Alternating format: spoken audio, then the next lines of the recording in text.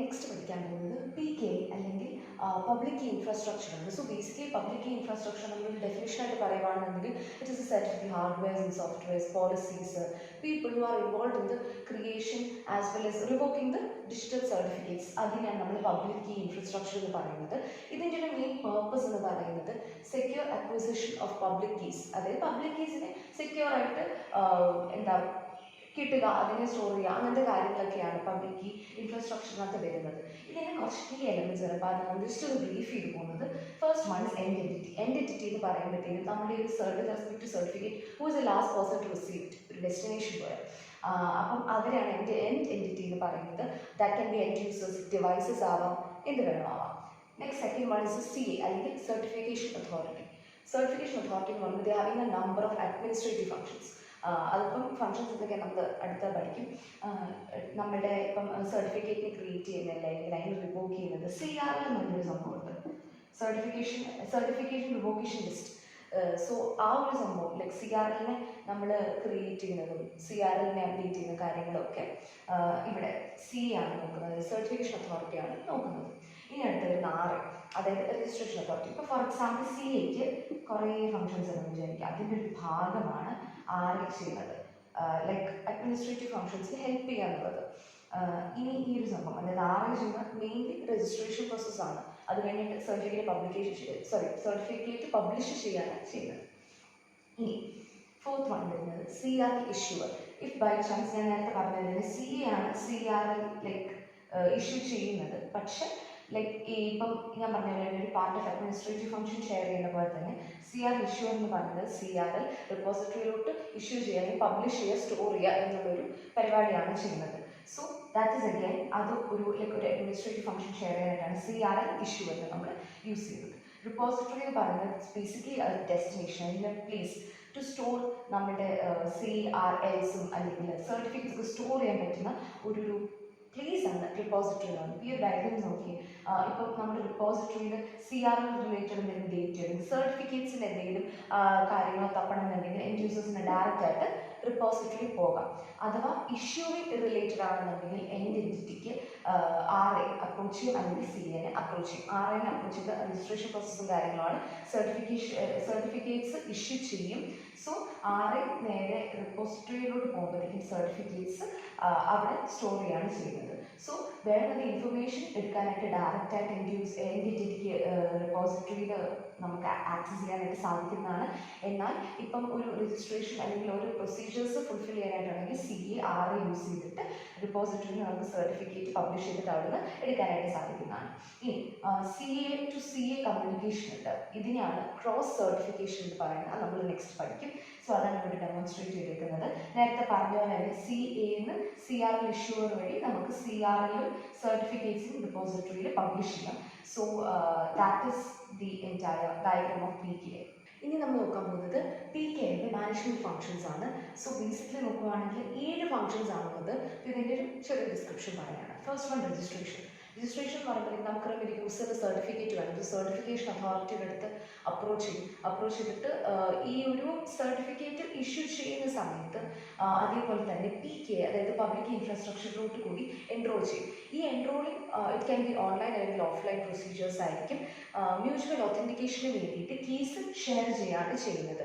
So അങ്ങനെയാണ് registration procedure നടക്കുന്നത്. Second one initialisation. ഇപ്പം കീസ് ഓൾറെഡി നമ്മൾ യൂസറിന് കൊടുത്തു എന്ന് നമ്മൾ പറഞ്ഞു.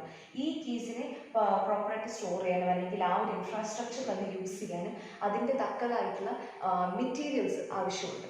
സോ കീ മെറ്റീരിയൽസിനെ ഇൻസ്റ്റാൾ ചെയ്യുക. ആ ഒരു യൂസറിൻ്റെ കയ്യിലുള്ള സിസ്റ്റത്തിന് അല്ലെങ്കിൽ യൂസർ യൂസ് ചെയ്യുന്ന സംഭവത്തിന് പക്ക ഇനീഷ്യലൈസ് ചെയ്യുക എന്നുള്ളൊരു ഉദ്ദേശത്തിലാണ് സെക്കൻഡ് സ്റ്റെപ്പ് കിടക്കുന്നത്, initialisation. Third one is certification. നമ്മൾ ഇത്ര നേരം പഠിച്ചിരുന്ന സെയിം സാധനം സർട്ടിഫിക്കറ്റ് ഇഷ്യൂ ചെയ്യുക. യൂസറിൻ്റെ പബ്ലിക് കീ വെച്ചിട്ട് നമ്മൾ നേരത്തെ നമ്മൾ പഠിച്ചിട്ടുണ്ടായിരുന്നു. X5099 നമ്മൾ പബ്ലിക് കീയും കീ ഐഡിയും വെച്ചിട്ടാണ് നമ്മൾ ചെയ്യുന്നത് എന്ന് പറഞ്ഞത്. സോ യൂസറിൻ്റെ പബ്ലിക് കീ ആവശ്യമുണ്ട് സർട്ടിഫിക്കറ്റ് ക്രിയേറ്റ് ചെയ്യാനായിട്ട്. എന്നിട്ട് ആ ഒരു സർട്ടിഫിക്കറ്റ് റിപ്പോസിറ്ററിയിലായിരിക്കും സ്റ്റോർ ചെയ്യുന്നത്. Next key pair recovery. നമുക്ക് അറിയാം, നമ്മൾ ഇത്ര നേരം പഠിച്ചുകൊണ്ടിരുന്നത് എൻക്രിപ്ഷൻ, ഡീക്രിപ്ഷൻ. അതിപ്പോൾ ഒരു കീ വെച്ചിട്ട് എൻക്രിപ്റ്റ് വേണം, മറ്റൊരു കീ വെച്ചിട്ട് ഡീക്രിപ്റ്റ് ചെയ്യുന്നു. അങ്ങനെ ഒരു പ്രൊസീജിയർ നമ്മൾ കണ്ടിന്യൂസ് ആയിട്ട് ചെയ്യുന്നതായിട്ട് നമ്മൾ പഠിച്ചിരിക്കുന്നത്. ഈ ഒരു എൻക്രിപ്ഷൻ ഡീക്രിപ്ഷൻ്റെ കീ പെയറിനകത്ത് ഇപ്പം ബൈ ചാൻസ് നമുക്ക് ഈ ഒരു ഇപ്പം എൻക്രിപ്ഷൻ നമ്മൾ ചെയ്ത് നമ്മൾ അങ്ങോട്ട് അയച്ചു, പക്ഷെ ഡീക്രിപ്ഷൻ ചെയ്യാനുള്ള സാധനം ഇല്ല എന്നുണ്ടെങ്കിൽ കീ പെയർ ഇല്ല എന്നുണ്ടെങ്കിൽ അതിനെ റിക്കവർ ചെയ്യാനായിട്ട് ഒരു അതോറിറ്റി കീ ബാക്കപ്പ് ഫെസിലിറ്റി ഉണ്ടാവണം. അതായത് പ്രോപ്പർ എൻക്രിപ്ഷൻ ഡീക്രിപ്ഷൻ പോസിബിൾ ആക്കണം. അതാണ് കീ പെയർ റിക്കവറിൽ നിന്ന് ഉദ്ദേശിക്കുന്നത്. നെക്സ്റ്റ് കീ പെയർ അപ്ഡേറ്റ്, അതായത് ഒരേ കീസ് തന്നെ കണ്ടിന്യൂസ് ആയിട്ട് യൂസ് ചെയ്തുകൊണ്ടിരിക്കുക. അത് പുതിയ പുതിയ സർട്ടിഫിക്കറ്റ്സ് വരുന്നതിനനുസരിച്ച് ഈ കീ വാല്യൂസ് എല്ലാം അപ്ഡേറ്റ് ചെയ്ത് പോകണം. അതിൻ്റെ കൂട്ടത്തിൽ ഇതിനൊരു ലൈഫ് ടൈം ഉണ്ടാവണം. ആൻഡ് ആ ഒരു വിത്ത് റെസ്പെക്ട് ടു ആ ലൈഫ് ടൈം ഇത് അപ്ഡേഷൻ ആകുകൊണ്ടിരിക്കണം എന്നുള്ളതാണ് കീ പെയർ അപ്ഡേറ്റിനകത്ത് പറയുന്നത്. റിവൊക്കേഷൻ റിക്വസ്റ്റ്, നമ്മൾ റിവൊക്കേഷനായിട്ട് ഒരു 3 കണ്ടീഷൻസ് നമ്മൾ X509 പഠിച്ചിട്ടുണ്ടായിരുന്നു. അതുപോലെ തന്നെയാണ് ഈ പബ്ലിക് കീ കോംപ്രമൈസ്ഡ് ആയെന്നുണ്ടെങ്കിൽ, CA ട്രസ്റ്റ് ചെയ്യുന്നില്ല എന്നുണ്ടെങ്കിൽ റിവൊക്കേഷൻ റിക്വസ്റ്റിനുള്ള എല്ലാ പോസിബിലിറ്റി അവിടെ ചെയ്യാനായിട്ട് പറ്റും. റിവൊക്കേഷനുള്ള എല്ലാ പോസിബിലിറ്റി ഉണ്ട് അവിടെ. Last one cross certification. Cross certification എന്ന് പറയുന്നത് ബേസിക്കലി 2 ഫേസ്, നമ്മൾ നേരത്തെ ഡയഗ്രം വരച്ചതിൽ ഇങ്ങനെയായിരുന്നു ഒരു കണക്ഷൻ കരുതുന്നത്. 2 CAs തമ്മിൽ സർട്ടിഫിക്കേഷൻ ഇൻഫർമേഷൻ എക്സ്ചേഞ്ച് ചെയ്യുക അല്ലെങ്കിൽ സർട്ടിഫിക്കറ്റ്സ് ക്രിയേറ്റ് ചെയ്യുക എന്നുള്ളതാണ് അവരുടെ പരസ്പരമുള്ള ഇൻഫർമേഷൻ എക്സ്ചേഞ്ച് വെച്ചിട്ട്. സോ ഈ ഒരു പ്രോസസ്സിനെ, അതായത് 2 CA തമ്മിലുള്ള ഈ ഒരു പ്രോസസ്സിനെ ആണ് നമ്മൾ ക്രോസ് സർട്ടിഫിക്കേഷൻ എന്ന് പറയുന്നത്. ഇതിൻ്റെ റിസൾട്ട് ആണ് ക്രോസ് സർട്ടിഫിക്കറ്റ്. ക്രോസ് സർട്ടിഫിക്കറ്റ് എന്ന് പറയുന്നത് ഒരു CA വേറൊരു CAക്ക് സർട്ടിഫിക്കറ്റ് ഇഷ്യൂ ചെയ്തു. സോ ആ ഒരു പ്രോസസ്സിന് ക്രോസ് സർട്ടിഫിക്കേഷനും അതിൻ്റെ എൻഡ് പ്രൊഡക്റ്റിന് ക്രോസ് സർട്ടിഫിക്കറ്റ് എന്നുള്ളത്. ഇനി നമ്മൾ നെക്സ്റ്റ് നോക്കാൻ പോകുന്നത് PKIയുടെ ട്രസ്റ്റ് മോഡൽസ് ആണ്. നമ്മൾ നേരത്തെ പറഞ്ഞ പോലെ PK എന്തിനാണ് യൂസ് ചെയ്യുന്നത്? ആക്വിസിഷനാണ്. എന്തിൻ്റെ? പബ്ലിക് കീസിൻ്റെ ആക്വിസിഷൻ, സെക്യൂർ അക്വിസിഷന് വേണ്ടിയിട്ടാണ്. അതിനായിട്ട് യൂസ് ചെയ്യുന്നതാണ് ഡിജിറ്റൽ സർട്ടിഫിക്കറ്റ്സ്. ഇനിയിപ്പം നമുക്കറിയാം പല എൻറ്റിറ്റീസ് ഉണ്ട്, നമ്മളിപ്പോൾ നേരത്തെ ഡിസ്കസ് ചെയ്ത പോലെ. അപ്പോൾ അവർ തമ്മിലൊരു ട്രസ്റ്റ് റിലേഷൻഷിപ്പ് എസ്റ്റാബ്ലിഷ് ചെയ്യുക, ആരുമായിട്ട് ഇൻഫർമേഷൻ ഷെയർ ചെയ്യും, ഷെയർ ചെയ്യേണ്ട എന്നുള്ളതിൻ്റെ ഒരു ബേസിക് അണ്ടർസ്റ്റാൻഡിംഗ് ആണ് ട്രസ്റ്റ് മോഡൽസിൽ കൊടുത്തിട്ടുണ്ടാവുക. അപ്പം ഇതിനകത്ത് റൂട്ട് എന്ന് പറയുന്നതാണ് മെയിൻ അതോറിറ്റി, അത് CA ആണ്.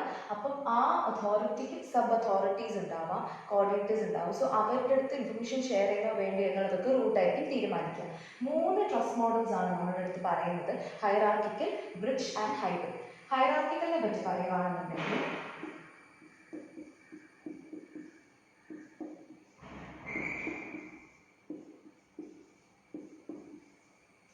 ഓക്കെ, സോ ഇതാണ് ഹൈറാർക്കിക്കലിൻ്റെ ഒരു സ്ട്രക്ചർ എന്ന് പറയുന്നത്. എന്താണെന്ന് വെച്ച് കഴിഞ്ഞാൽ ഫസ്റ്റ് ഇത് ഒരു റൂട്ട് CA ആയിരിക്കും. റൂട്ട് CAന്ന് ഇവിടെയാണ് ഇൻഫർമേഷൻ ഇരിക്കുന്നത്. സോ ഈ ഇൻഫർമേഷൻ ഇനി അടുത്തത് സബ് നോട്ട്സിലോട്ട് അല്ലെങ്കിൽ ഇന്റർമീഡിയറ്റ് CAയിലോട്ട് പോകണോ വേണ്ടയോ എന്നുള്ളത് റൂട്ട് CA തീരുമാനിക്കും. ആൻഡ് അത് കഴിഞ്ഞിട്ട് നമുക്ക് ലീഫ് കാണും, ലീഫ് CAs ആണ് ഇത്. അത് കഴിഞ്ഞിട്ട് this is the end entity. So ഇതെന്ന് പറയുമ്പോഴത്തേക്കും ഒരു പക്കാ ഫ്ലോ ഓഫ് ഇൻഫർമേഷൻ നമുക്ക് മനസ്സിലാക്കാനായിട്ട് സാധിക്കും. റൂട്ട് CA ഇന്റർമീഡിയറ്റ് CAസിലോട്ട് ഇൻഫർമേഷൻ ഷെയർ ചെയ്യണോ വേണ്ടോ നോക്കുന്നു. അത് കഴിഞ്ഞിട്ട് അത് എൻഡ് എൻറ്റിറ്റീസ് വരെ എത്തണോ വേണ്ടോ എന്നുള്ളത് CA ആയിരിക്കും തീരുമാനിക്കുന്നത്. ഇനി നെക്സ്റ്റ് വൺ നോക്കുവാണെങ്കിൽ bridge trust model. Bridge trust model എന്ന് പറയുമ്പോഴത്തേക്കും ഇവിടെ ഒരു പിയർ ടു പിയർ റിലേഷൻഷിപ്പാണ് നമുക്ക് കാണാനായിട്ട് സാധിക്കുന്നത്.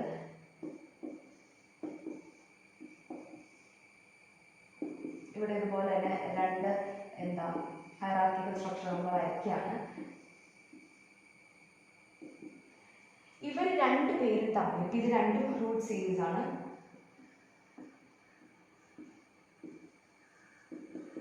ഇവർ 2 പേരും തമ്മിൽ അങ്ങോട്ടും ഇങ്ങോട്ടും ഇൻഫർമേഷൻ എക്സ്ചേഞ്ച് നടക്കണം എന്നുണ്ടെങ്കിൽ അത് ഒരു ബ്രിഡ്ജ് അവരെ കണക്ട് ചെയ്യുന്നതാണ് ലൈക്ക് പോസിബിൾ ആയിരിക്കുക. സോ ഈ ഒരു കേസിൽ പിയർ ടു പിയർ ഇൻട്രാക്ഷൻ നടക്കുന്നുണ്ട്. ആൻഡ് ഇതിൽ ക്രോസ് സർട്ടിഫിക്കേഷനുള്ള പോസിബിലിറ്റീസ് ഉണ്ട്. സോ അതാണ് ബ്രിഡ്ജ്. നെക്സ്റ്റ് നമ്മൾ ചെയ്യാൻ പോകുന്നത് ഹൈബ്രിഡ് ആണ്. ഹൈബ്രിഡ് എന്ന് പറയുമ്പോഴത്തേക്കും ഈ ഹൈറാർക്കിക്കലിൻ്റെയും ബ്രിഡ്ജിൻ്റെയും ഒരു കോമ്പിനേഷൻ ആയിരിക്കും ഹൈബ്രിഡിൽ വരിക. ഇപ്പം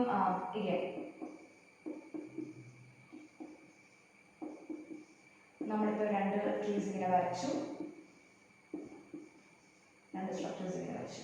ഇവർ തമ്മിൽ ഒരു ഇൻട്രാക്ഷൻ, ഇതാണ് ഹൈബ്രിഡിൽ വരുന്നത്. എന്ന് വെച്ചാൽ റൂട്ട് നോട്ട്സ് തമ്മിലല്ല, ഇന്റർമീഡിയറ്റ് നോട്ട്സ് തമ്മിലായിരിക്കും ഇൻട്രാക്ഷൻ വരുന്നത്.